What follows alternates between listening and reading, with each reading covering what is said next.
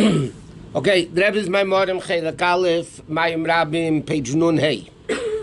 Okay, we are in the middle of the paragraph. Yes, we did not finish this. Okay.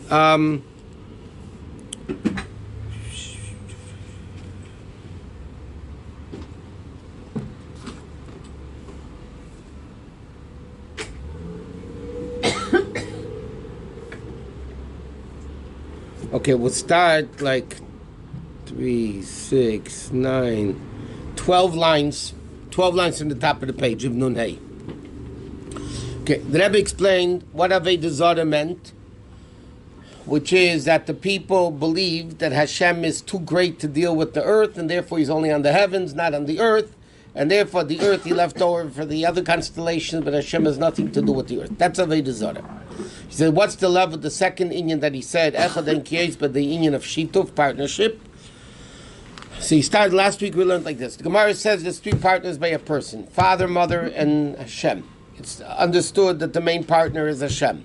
Hashem gives the neshama, the life. Yet, why are the parents called shutfim? Because they have a say to do it or not to do it. And the Rebbe explains that what's the union of shituf? Shituf is believing that anything in the world has an ability to make its own decision to do or not to do. Like the sun, the moon. In other words, the reality is, as far as the Jew is concerned, the sun has no opinion, the moon has no opinion. It's only the axe in the hand of the chopper. So the axe has no say. You don't say thank you to the axe. You don't give credence to the axe. So if there's a shutif, a partnership, meaning they have a say in the matter or not, so then the Torah says there's a mitzvah, why do you have to honor your father or mother? The main one is Hashem, because they had a say to have you or not to have you.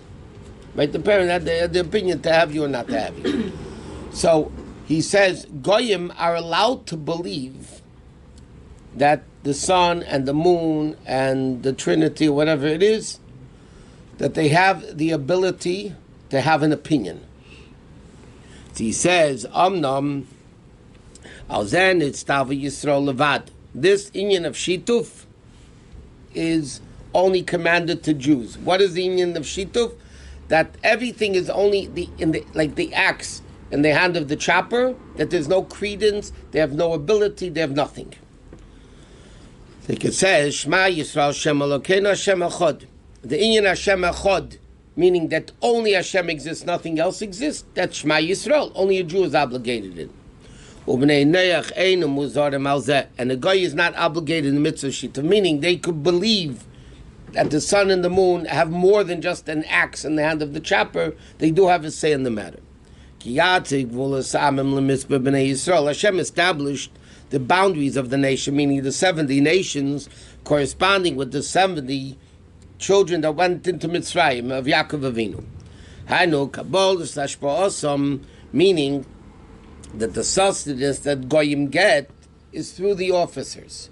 Meaning the officer, constellation, Mazolis, the angels, Verak, Neshom, it's Yisrael, only Yidden, Tichsiv Chelek Havaya Amei, that they are a part of Hashem, therefore, Nitztav ala Shituf.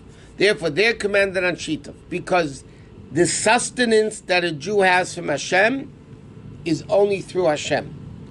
Everything else that it goes through, the sun that gives warmth and heat, that makes things grow, whatever it is, they have no say in the matter, so it's worthless. It's like saying thank you to the knife and to the car and to the axe.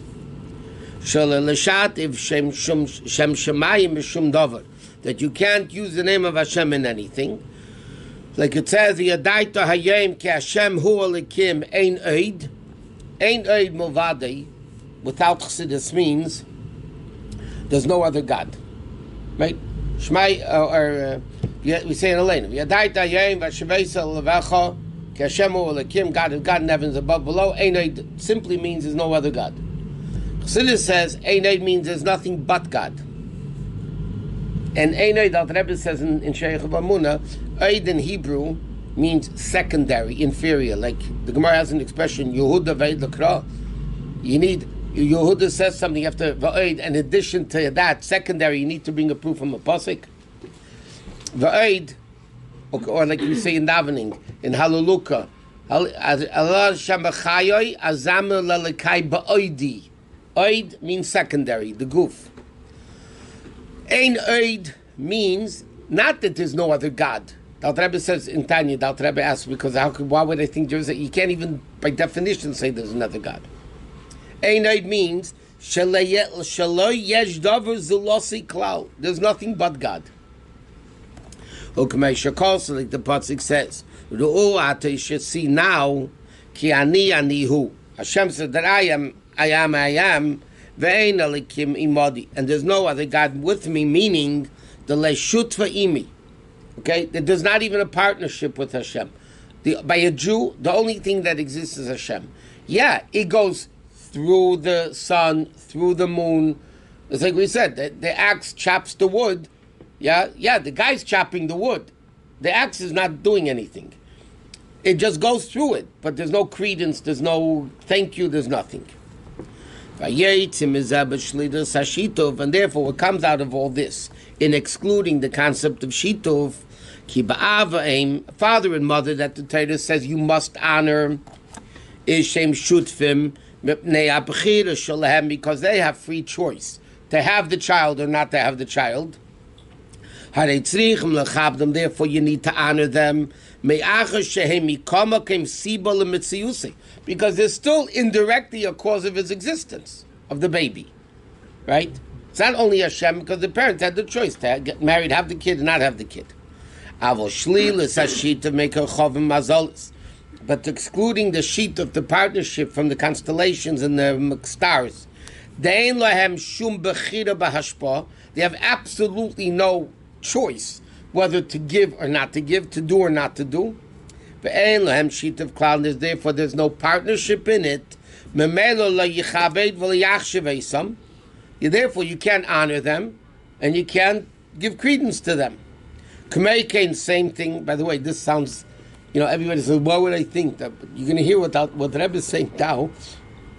People are really into shituf. He says, the person shouldn't give credence to any physical business or working that they do. Why? The business, in other words, to say that the business is what supports me, is shituf. Because really Hashem is supporting you. It's only going through the business. The business has no credence, no free choice, no nothing. Shituf is foolishness? Shituf is partnership. Hashem is what sustains them. And Hashem gives them the strength to do any powerful thing. And therefore the physical business or occupation or deal, whatever it is, is only a vessel. That the sustenance of Hashem, listen, the guy can't chop down a tree himself, right? So he needs an axe to chop down the tree, but the axe is nothing. It's the person doing it. Therefore, if the person believes that the business, that's what he's talking about, that the business is only the vessel, the axe, and the hand of the chopper, so how much credence, and he says, then the person wouldn't be completely engulfed in it, surrounded in What's Meshuka mean? Sunken. Deep. Huh? Deep, yeah. And he won't bend his head, meaning therefore, the business won't cause any mix-up in the mind, the shumaner, any stoppage to do Torah and Tefillah. This you see it. The Rebbe just brings down in a very practical way. A person now, the Rebbe is explaining like this. For a Jew has to believe that Hashem is the 100% sustainer of the person's parnasa. The business is just a vessel. Okay, this video that's circulating now with the lottery, yeah? The guy said, Rebbe, should I buy a lottery ticket? So the Rebbe said, but only one. Right. Okay. Around that. Okay, it's going all around. Why? Because when you buy one, all you're doing is making a keli. If Hashem wants, then you believe like this. Hashem wants me to win. I'll win. Right. Hashem doesn't want me to win, I'm not going to win, but I need to make a keli. Right? Like they tell, Chossi once came to his Rebbe, whoever it was, asked him a bracha to win the lottery, he didn't win it. So he came back to the Rebbe asked him, did you buy a ticket? He said no. Okay, so like, you know, you need to... No, there's a story with the Tzemach Tzedek. Somebody once came to Tzemach Tzedek, asked for a bracha for something, and Tzemach Tzedek gave him a bracha and it didn't work. Whatever. It says that Rebbe Marash wanted tickets, no? Rebbe Marash, whatever. Rebbe Marash has a different lifestyle. Anyway, so they came back to the Tzemach Tzedek and said, Rebbe, you gave me a bracha, why didn't it work? So Tzemach Tzedek said, there's a very profound statement that Tzemach Tzedek said. The biggest bracha for a farmer is rain. For a farmer, the biggest bracha is rain. But rain is only a bracha if you cultivated the land and you planted it. If you did nothing to the land, meaning you didn't make a keli, and it rains, rain is not a bracha. Rain is only a bracha when you made a keli for it. Tzemach Tzedek said, I gave you a bracha, did you make a keli for it? You didn't make a keli for it, so how do you expect it to happen? So the Rebbe is saying, what's by a Jew shituf or anti-shituf? A Jew has to believe parnasi is coming 100% from Hashem. You need to make a vessel. You need to make a vessel. Therefore, just think about it. If that's what you really believe, then the vessel cannot get in the way of observing Torah mitzvahs. If the vessel is getting in the way of Torah mitzvahs, and because of that, you don't do Torah mitzvahs, then you're showing it's not a vessel. Then you're proving to yourself and to Hashem that you believe the business is what does it. But if you really believe Hashem is what's doing it, and this is just a vessel, how in the world can the vessel contradict the one that's really sustaining you? It can't be. And he says, on the contrary, the main thing in business, only for godliness. Over dvarim gashmim gufa, and even in the physical things that you do, working or doing, tia kavana lukis. What's the kavana? What's the purpose of the business? Sheyochal lasis mitzvah, to live like a Jew, to be able to do mitzvahs, ulahadrach bana b'derech Hashem, and to raise it, shows especially with tuition, the way it is. You need money for tuition. Vayidei zemamshach gili avaya echad, and through this you bring down the gilui of Avaya Chod, meaning that you cause Gila Elokus Beilam. Okay? So the Rebbe explained the difference between Avodah Zarah and Shituf. Avodah Zarah basically means Hashem has nothing to do with the world. Shituf means that anything in the world but Hashem has no power whatsoever. Not the business, not the stars, not the moon, not the constellations, nothing. The only thing that exists is Hashem. Yeah, you want to chop the tree, you need a keli called the axe, but the axe has no free choice. You don't honor the axe. You don't make a dinner honoring the axe. You don't do any of that stuff because the axe is worthless. Not worthless. I mean, it's only the vessel that has no say in the matter. Okay, so he said not like this. And hey, I just wanted to ask what? But the vessel has to be a proper vessel. Correct.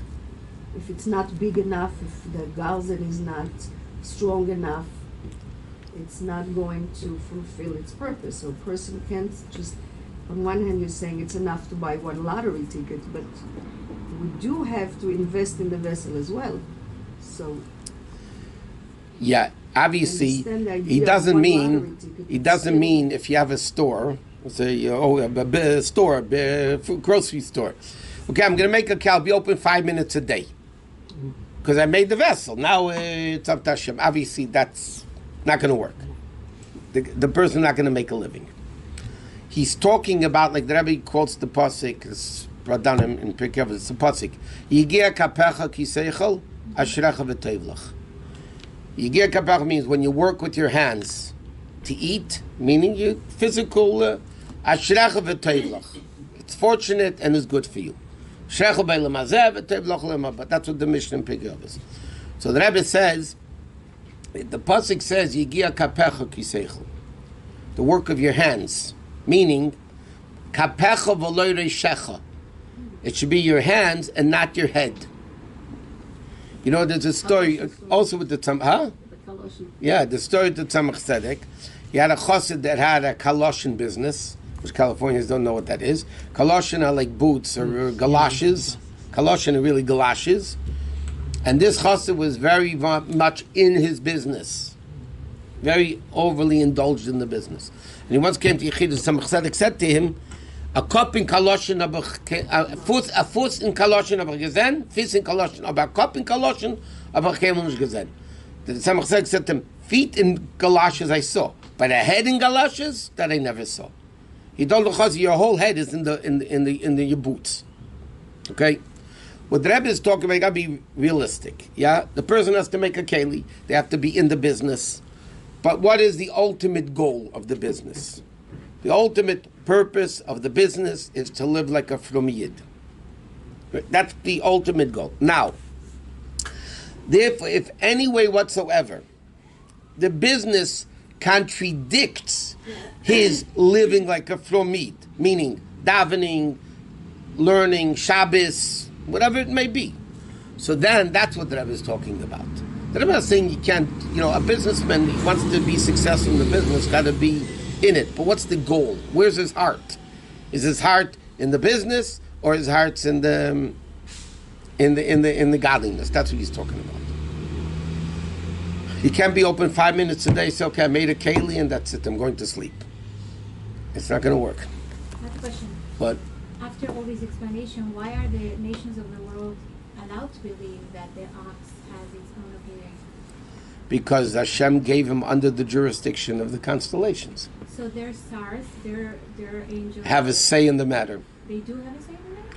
They're allowed to believe that they do. But they don't have. But they're allowed to believe that it does. They're allowed to say thank you to the axe. I understand, but my question is, it's inaccurate. Why is the Torah allowing them to do something that is not Because true? on their level, it's accurate. Can you explain that? There's certain things on a certain level is true, on a higher level is not true. I don't know why this example falls into my head. Rashi in Chumash is pshat. Okay? There are many sichos from the Rebbe that the Rebbe is showing that Rashi's pshat in Chumash contradicts halacha. Okay? It's different than what halacha would be. And the Rebbe explains, because Rashi is pshat, in the simple meaning of the pasuk, that's what it means. Is it correct in halacha? No. In pshat, is it correct? Yeah. If it's Torah, how is it Okay, I'll give you another example. The Rebbe spoke about the story with the Rebbe Marash, with the candies at Menachem Michal. By Cheder, when they cover the kid in the talus and they throw candies at him. Yachnosel Cheder. So the kid is told it comes from Menachem Michal. To the extent it came out of Pesach, the Rebbe Marash didn't want to sell there's old Mukadik Sikh from the Rebbe about this. He didn't want to sell the candies and the chametz because it came from Menachem Michal. The Chassidim don't sell anything that the Rebbe gives them in chametz because the Rebbe didn't want his chametz to be by a goy. Okay? So, in fact, the Rebbe never sold his chametz to a goy. The Rebbe sold his chametz to a Jew. Everybody else except a few people that copy the Rebbe, but we don't sell the chametz to the Rav. We make the Rav our agent to sell the chametz to the guy. We're not selling him the chametz. How can you sell it to a Yid if he's... One second. So we sell the chametz to a guy, and the rabbi is only our agent. Therefore, you can sell the chametz and give it to the rabbi 10 weeks before. It doesn't matter. He's only your agent. He's not buying it. The Rabbeim didn't want to have their chametz by a guy. So the Rabbeim would sell it to a Rav. So now it's the Rav's chametz by the guy. It's not the Rebbe's chametz by the guy. There's a ruchniistic thing about it, whatever. But the Rebbeim sold, the Rebbe also sold his chametz. He didn't make the Rav the agent. The Rebbe actually sold the chametz to the Rav with an order of Kabbalah and everything. And then it became the Rav's personal chametz. And the Rav sold his chametz to the guy. Anyway, so the story is that the Rebbe Marash didn't want to sell the candies. I think it was the Rebbe Marash. Because it was Menachem Michal's candies. And therefore, he's stuck in his pocket. And when they went through the Blikas Chametz, he went through the pockets. They found the candies. Some said to him, "Why don't you put it away with the chametz?" He said, "I don't want to sell with the chametz." He made him eat them. I got a whole story. So the Rebbe said, the first olive base of education is truth. The first olive base of chinuch is to say the truth, not to lie. Right? That's the first thing. How do you tell a kid that Malach Michal is giving you the candies when it's not true? The parents are giving you the candies. Who throws the candies at the kid? The father, whoever else is there. You say Malach Michal gave him the candies? How are you lying to a child? And the worst thing you could do in chinuch is to lie. The Rebbe explains that the reality is it comes from Malach Michal through the parents. Malach Michal is taka the source, but it happens to come through the parents. The parents have the choice, by the way, of doing it or not. It's not that, okay? But the bottom line, you're not lying to the kid, because the candies, in reality, realistically, taka come from Malach Michal. It just comes through the parents. There are things which are true on a certain level and not true on a different level. A guy's belief is allowed to believe, based on their level of relationship with Hashem, they are allowed to believe there's other things besides God. Other things mean that have free choice and a say in the matter. A Jew, because a Jew comes from a higher source, it's a part of Hashem. So as far as the Jew's neshama is concerned, the Jew's level is concerned, a Jew has to believe in their reality, and their reality is that it's coming directly from Hashem without any intermediary. So there's truth on different levels. It's like for a child, maybe $20 is a lot of money. It's like that's the reality of that level. Not nowadays. Well, Used to be. Okay. Hey, well, you know, the Indians like this. The Rebbe just quoted the pasuk, "Ru'u atah ki ani anihu." See now that Hashem is ani, double ani. When you need Bezayir Hiksha, the Zayir asks the question like this. It says, what does it mean, Ru'u atah? The pasuk says you should see now that ani anihu, twice ani. So the Zayir says, now it's only once ani. When Mashiach comes, it's going to be twice ani. So how can you say Ru'u atah? See now, ki ani anihu. That is two anis. Now it's only one ani. Eventually it's two anis. And he says, ani anihu koy ala asid lavai. Ani, the double ani, refers to him, asid lavai, Mashiach comes, im kain, mahu ru'ata. So how can you see now what's going to be when Mashiach comes? Ani is Hashem, when he says... Yeah, Hashem says, ani anihu. But is it Hashem one to say twice, I? That's what he's asking. So he says, tzarech lahavin tchila mao in your base pam ani. Right. Okay, that's what Rebbe is asking. What does double ani mean? Shari achshav nemar pam echaz ani. Now it only says ani Hashem elokechem, ani Hashem. Right? There's only once Hashem. U'mao inyan, and why is it that la'asad lavei it says twice pa'amim ani? The fact is, la'asad lavei it says twice ani, and now it says once ani.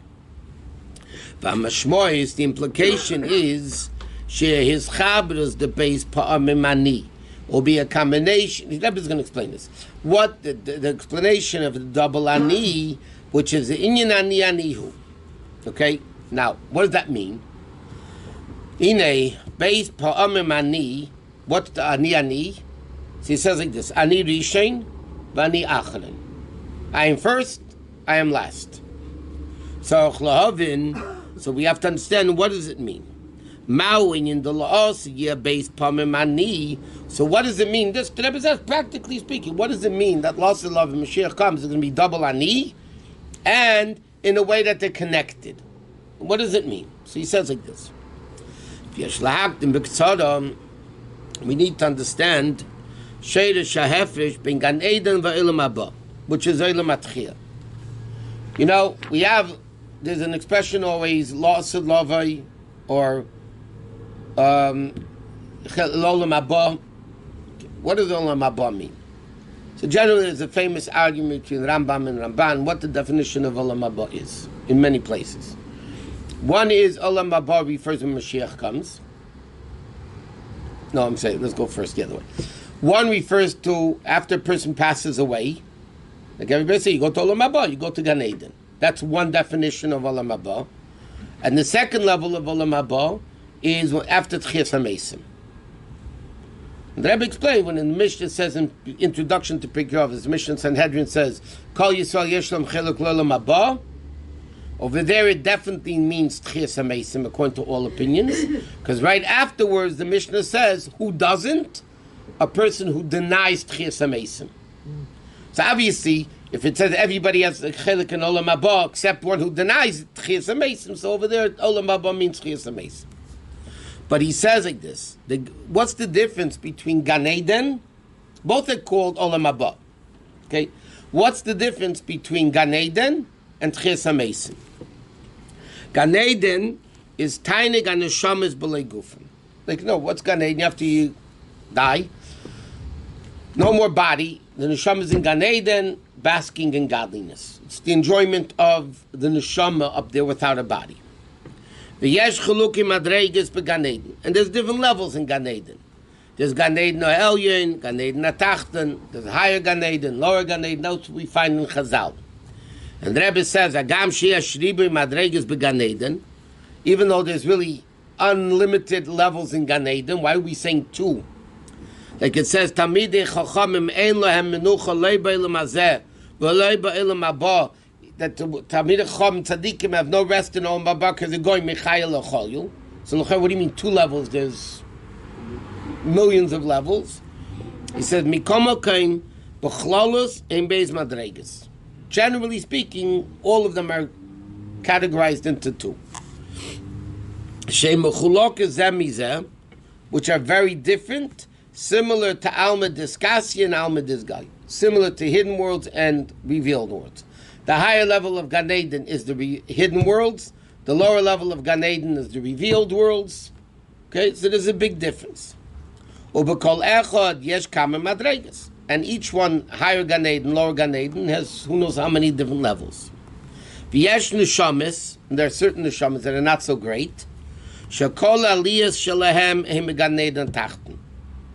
All their elevation, when they go up, up, up, up, is only in the lower Gan Eden. Veinim zeichem leGan Eden or Elyon, and they don't merit to go to the higher level of Gan Eden.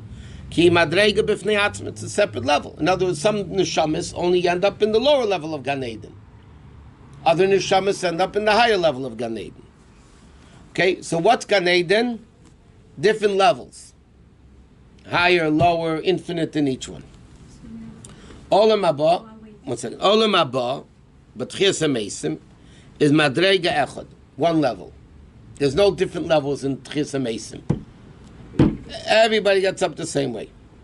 U'k'maimer, kol Yisrael yasham chelek le'olam haba.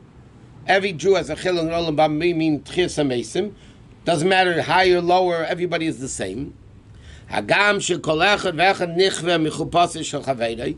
Even though the Gemara says that every person is going to get burnt. Don't ask me what it means. Going to get burnt from the chuppah of his friend. Mikamakim b'chlalos, generally speaking, is madrega achos one level. V'lei kamei Gan Eden, not the Gan Eden, which is two levels. Okay, so Gan Eden is many levels. Tchias HaMesim is one level. Another difference, which the Rebbe mentioned in passing, Gan Eden is no bodies. Tchias HaMesim is bodies. Correct? Okay. Can I ask you a question? What? About Gan Eden? I was asked this question, I didn't know the answer. You're never there? No, but my question is, if all our neshamas have been, we are all reincarnation, right? All our neshamas We're used souls. We're used soul, right? Pre-existing use. So who's up there? Or like What? When is the yard side, right, of a person, and we celebrate the yard side, how do we know that the neshama is up there? Maybe when it came back to the world and he's walking around. Maybe. No, I'm serious. Like, what kind of the idea of a yard side, or we go daven, like Neshama should have an aliyah, we say. The neshama should have an aliyah, so... Okay, most of the neshamas for many years in Gan Eden. I'm sorry?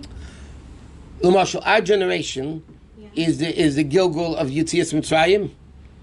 Yeah, nobody's alive from that still celebrates the Yortzeit. You know what I mean? Usually, the Yortzeits for many, many years, the neshama is still in Gan Eden. They didn't come back down yet.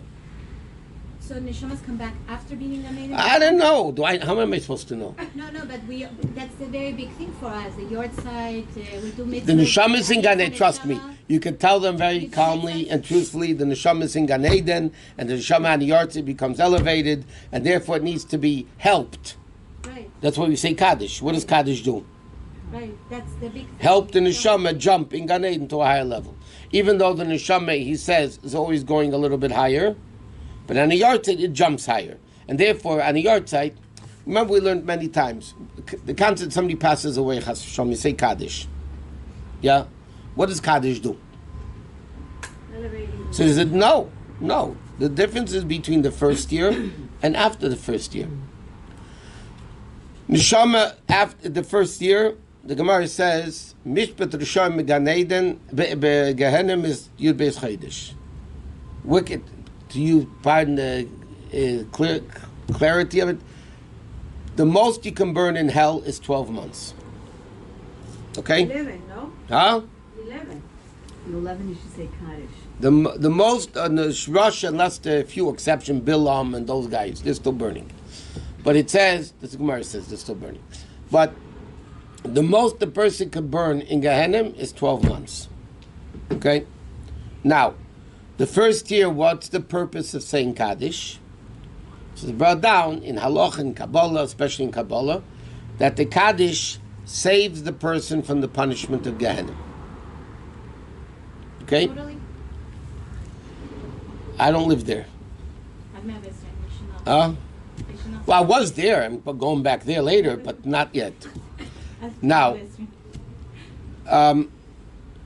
now our Chabad custom is to say, the Rebbe brings down, is to say Kaddish 16 times a day.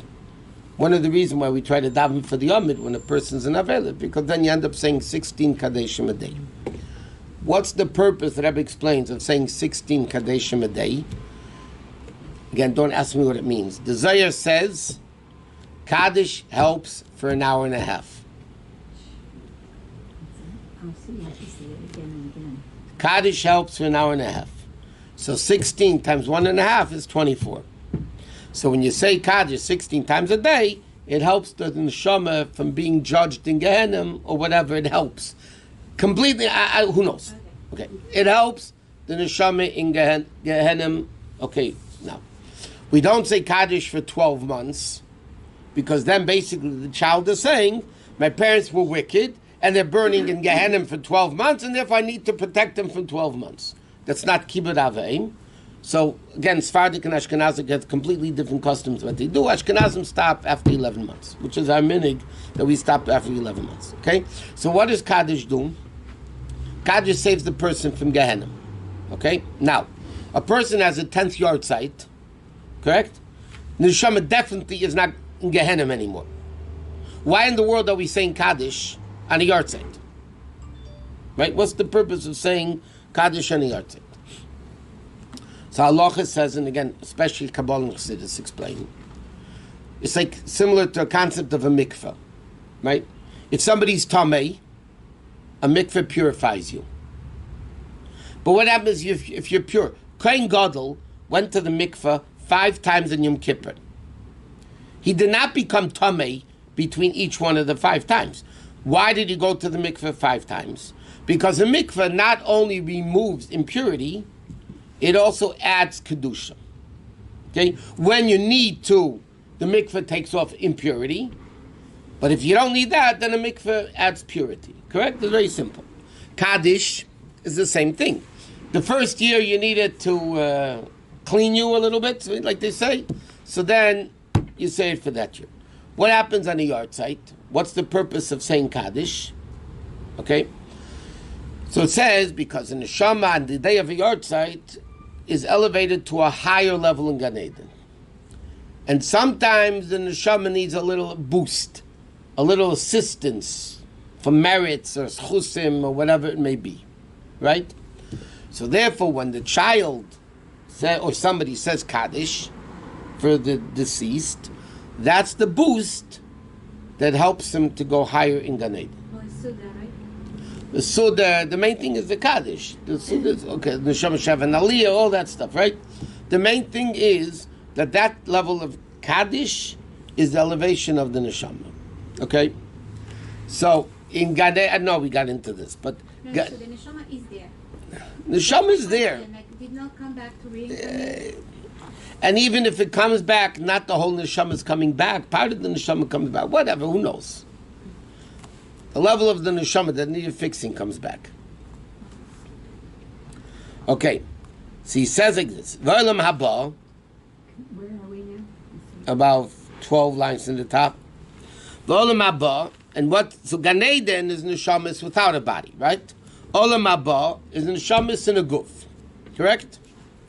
So tzarich la'avin. So now the Rebbe asks a very simple question: Lama neshama shem Gan Eden yesem megimel alafim shana.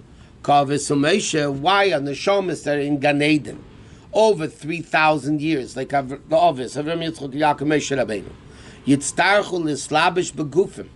Why in the world would they have to come back into a body?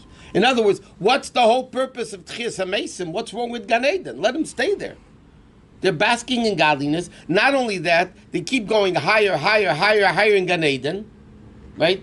To no end.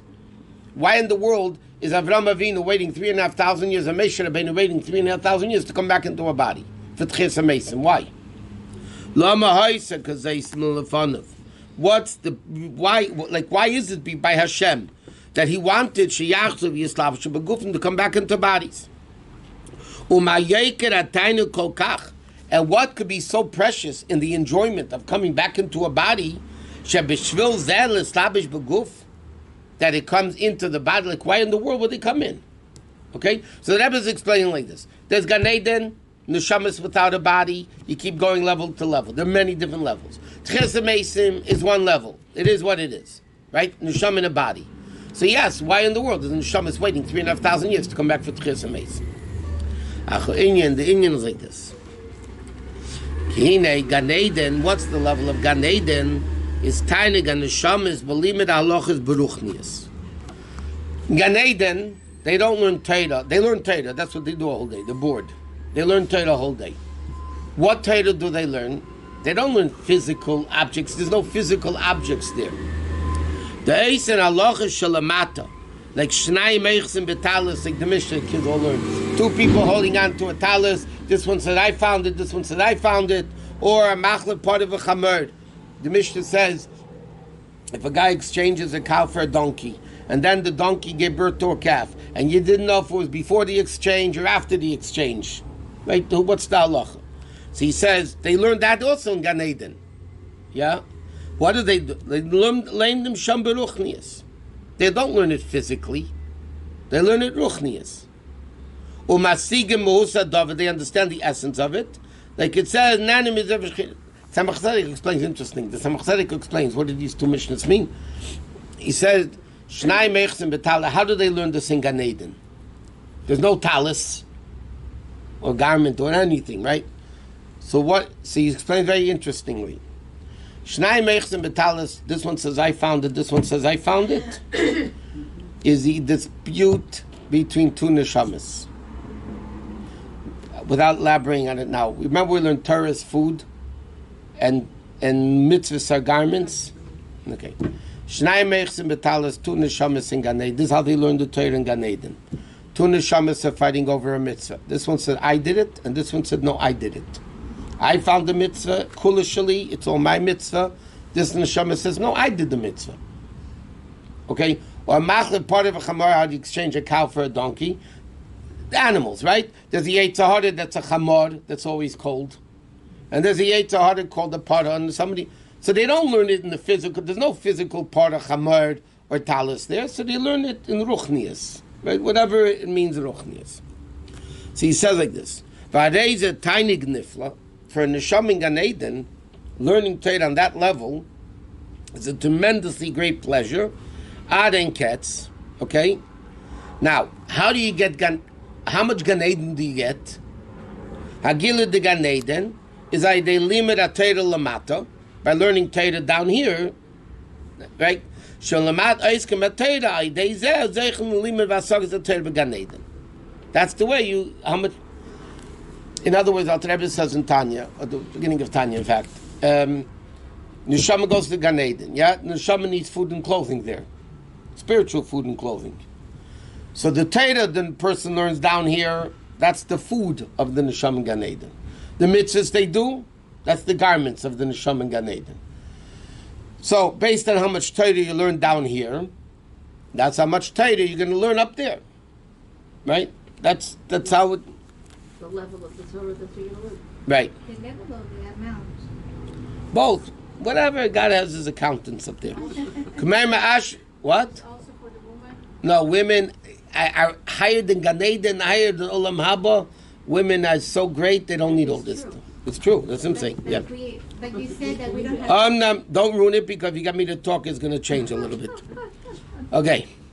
So he says, like the Gemara says, Ashri Misha Balakan v'Talmud biyadi. Fortunate is the person, okay, that comes here, meaning to Gan Eden, v'Talmud biyadi, meaning Shalimudei Shalom and Ve'elam Hazeh, based on the learning you learned in this world. That's how much gilu you get in Gan Eden. So what's Gan Eden? The reward of the learning of Torah that you did in this world. Even Torah Shalom Lishma count? Yeah, whatever. Again, he has his account. There's a computerized system there. It's not our business. Omnam agili de la'ased ayidei birurim shalamata. But la'ased lavet chesem mesim is gashmias. How much you refined down here. It's not chesem mesim. It's not only dependent on the learning. How much you refine the world through Torah, I'll explain in a second. Or meaning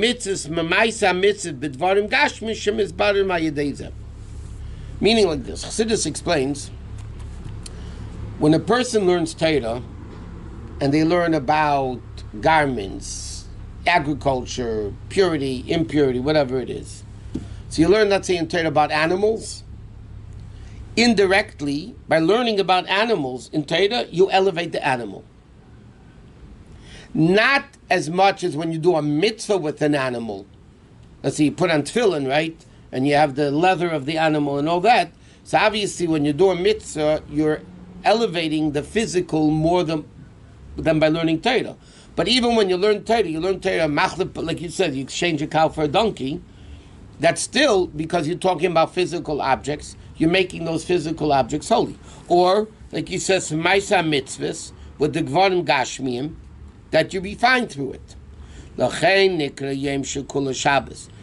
Tchias HaMesim is called the day, the long Shabbos, the day which is entire Shabbos.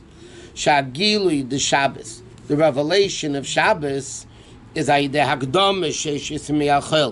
it's with the introduction of the 6 days of the week. The Gemara says, Misha Tarach B'Erev Shabbos, a person that works on Shabbos, on Friday, Yochel B'Shabbos will have what to eat. What does that mean? When you elevate 6 days, then Shabbos you have a revelation. 6,000 years, when you work on 6,000 years elevating the world, so then in the 7,000th year, Tchias HaMesim, is the era of Shabbos. Like it says, Sheishis Yomim Tavet, or Kamei Agilui, the La'asid, Yom Shekul Shabbos, just like the La'asid love is going to be the day of all Shabbos, meaning when Mashiach comes, which are Gemar Virurim, the ending of the refinement of the 6,000 years. In other words, this. A person works 6 days, Shabbos you stop working, right? 6 days, we refine the world, you're dealing with the world, you do malacha, right? So you refine the world. Shabbos, you stop. Meaning, Kol Malach Chasuy, as the Gemara says, when Shabbos comes, it has to appear to the person, everything is done. The world is done. No more world. So the Rebbe says in the 6,000th year, 6,000 years, we're elevating the world, working birudim, the Erev, the Elef HaShvi, the 7,000 year with the Erev Shabbos, that's when birudim are done. In other words, once Schneerson Mason happens, by the way, elevating the world is non-existent. That's what he said, the Kabbalistic. Chassidus says we're going to miss and long for the Golus days. We were able to accomplish so much, and now it's all done. It is what it is. Okay? The Rebbe didn't answer the question yet, by the way. But the Rebbe is just explaining. The Rebbe's question was, why the Neshama is waiting Gan Eden 3,000 years to come into Tchias HaMeisim? So the Rebbe explained, because Tchias HaMeisim, Gan Eden is basically for learning Torah. It's Ruchnius. Not Gashmius, Ruchnius. Tchias HaMeisim is physical. Okay? Physical came about by refining physical. So by working physically in the 6,000 years, that's the way you come to the level of Shabbos. Nine. Okay. Is that era like the Gan Eden that Hashem created, or it's more? No, that's the ultimate purpose of creation. Yeah, but is that what it looked like when Hashem created Adam and Chava before the Chet? No, that's Ruchnius Gan Eden. Oh, you mean that? No, it says... Kind of the world? Okay. It's going to be greater than when Hashem created the world initially before the sin. Oh, greater. Greater. Because, again, we learned this many times. Hashem created a perfect world. Perfect. Hashem created a perfect world. Can you imagine if Hashem did it, he did the job right the first time? Like he doesn't have to call the smell good plumber. The job was done right the first time. Why isn't that the ultimate kavan of what Hashem wanted? It's done already. It's perfect. What does he want it for? So Hashem said, because for me to make a perfect world is no big deal. Duh. God made a perfect world. Okay, what I want is dira b'tachteinim. That people should make a perfect world. Now, if you already have a perfect world, how can you make a perfect world more perfect? Right? The answer is, you got to break it. You have to imperfect the world. You have a house. You want to build a bigger house. What do you need to do? You got to knock down the first house. You can't build a bigger house with the same house you have. Okay? So therefore Hashem said, and this is all the plan, right? From the beginning of creation until the coming of Mashiach is one long architectural construction plan that Hashem has, and he got all the permits already. It's all done. What is like this? Hashem created a perfect world, and he says, nope, no good. I did it. So Hashem instigated Neira Lila B'nai Adam. Hashem made it happen. Adam Rishon sinned. He ruined the world. Messed it up big time. That was the issue with this. He ate with something you shouldn't eat, big deal. People do worse things than eating things they shouldn't. A little piece of apple. It wasn't an apple. Whether it was a wheat, a fig, a day, whatever it was, big deal. What happened over there was he messed up the entire world. Not only did he imperfect the world, he brought the world into a state of evil. Okay. And Hashem said, now that happened, I'm giving you 6,000 years. Okay? I'm giving you 6,000... No, this is the reality. Hashem said, I'm giving you 6,000 years to create a perfect world that I wanted you to make, not me to make. Now, obviously, if the perfection that we make is the same perfection Hashem made, just leave it there. Like, why is he breaking it for? Right? So obviously, Hashem wants to make it better than Hashem's perfection. Now, Hashem's perfection is a pretty difficult act to follow. Okay, therefore, he did it in 6 days. We got 6,000 years to do it. Now, in this 6,000 years, if you look at the whole history of the Jewish people, there are ups and downs. Okay? There are ups, and then the Mabel, and then Avram, and then Matan Torah. Super high. But then Hashem said, nope, still no good. let's make an egel. Let's reincarnate the Chet Eitzadas, which was basically what happened. Zer says, Matan Teira Paskazu Amasam, Matan Teira took away the tumah that the Eitzadas did. Hashem said, yeah, but you know what? No good. Let's wreck it. So they made an egel. Why did the Jews, the Gemara said, you see it's still, the Jews, it doesn't make sense that they should make an egel 40 days after Matan Teira. Just like it doesn't make sense that Hashem didn't listen. Yeah, he had a wife, okay. But still, not to listen to Hashem, huh? I said he had a wife, that, okay. But still, he should have listened. Right? He should have listened. So, it doesn't make sense. But this was the plan. Matan Teira is super high. Hashem said, but guess what? This is not what I want. I still want it greater. So he made the egel. And then he had the first base of Mikdash. Hashem said, no, let's make the second. Then he had did the second. I'm jumping quickly through history. And Hashem says, okay, the second one's destroyed. We're in Golus 2,000 years. Yeah, close to 2,000 years in Golus. Hashem said, because this is the ultimate, based on the downer, which is a very big downer, so the upper following a downer is greater than a little downer upper, right? So that's why we're in Golus now, and the darkest Golus and the worst Golus and everything Golus. And the purpose is that we should bring Mashiach, not that Hashem should bring Mashiach, even though if you think about it, it's like this. The inyan of Mashiach is Elokus revealed in the world. Correct? That's the concept of Mashiach, is Gila Elokus Beilam. Not we're going to have free ice cream. It's going to be the revelation of Elokus in the world. Let me ask you a question. Who wants it more, God or us? Of course Hashem wants it more than us. Right? He wants to be revealed. He doesn't want to be muzzled by our deeds of Golus. So Hashem wants to be revealed. He wants to be revealed. Who's stopping him from doing it? Let him bring Mashiach and finished. The answer is, Hashem said, because then it's me doing it. I don't want to bring Mashiach because it's my Mashiach. It's my perfection. I want you to bring Mashiach. Jews to bring Mashiach. Right? And therefore Hashem says, okay, it's a work in process, under construction. It's under the construction. Jews are doing mitzvahs. Until Mashiach comes, that will be the ultimate purpose of why Hashem created the world. So it's the concept of Shabbos, 6,000 years working. Why do we have to work? Because Hashem made the perfect world and then imperfected it through the Chet Eitzadas and the Egel and everything else under the sun.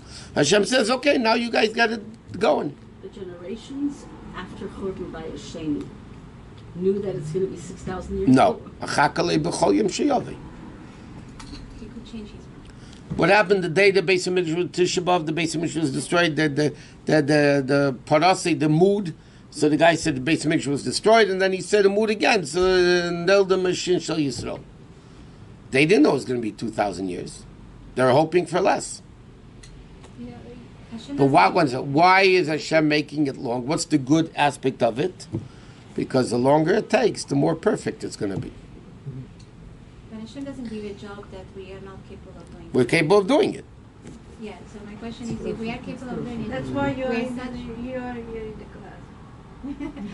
we're That's such the a point. minority in the world. We're supposed to elevate the world, right?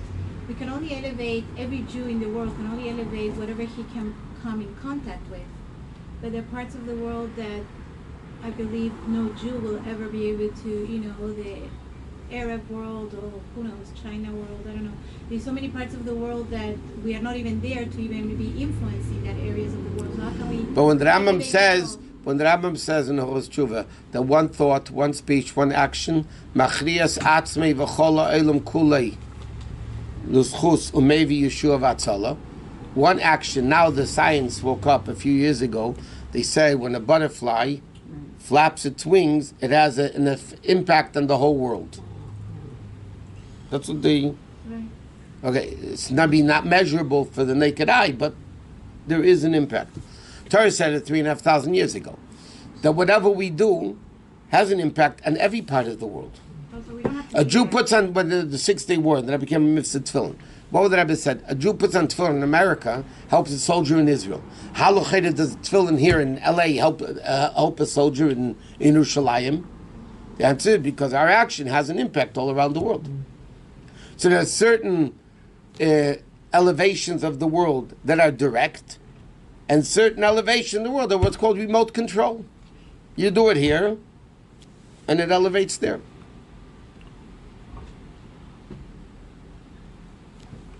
But that's the process. The process is of Tchis HaMesim, we have to do Aveirus HaBirurim. By the way, the Rebbe asks in different Maamarim, L'cheira, by Gan Eden, it says, what we say, Yom Rishon, Yom Rishon Shabbos, Mi Yala Bar Hashem, Umi Yokim B'Mkreim Kodshay, who's going to go up to the mountain of Hashem, meaning Gan Eden, Niki Kapayim, clean hands, Uvar Levav, and a pure heart, right? By Tchis HaMesim, it says, Kol Yisrael Yashem Chelek L'Am Baba. By the way, what the Rebbe is going to explain answers that question too, by the way, because the Rebbe explains one's Gashmius, one's Ruchnius. So in Ruchnius, to go to Gan Eden, you need a vessel. Because over there is what's called Memala Kolam, the permeating level, therefore the different levels. The level is based on the vessel. The different vessel creates a different light, right? Tchis HaMesim is such a high level, there's no vessels needed.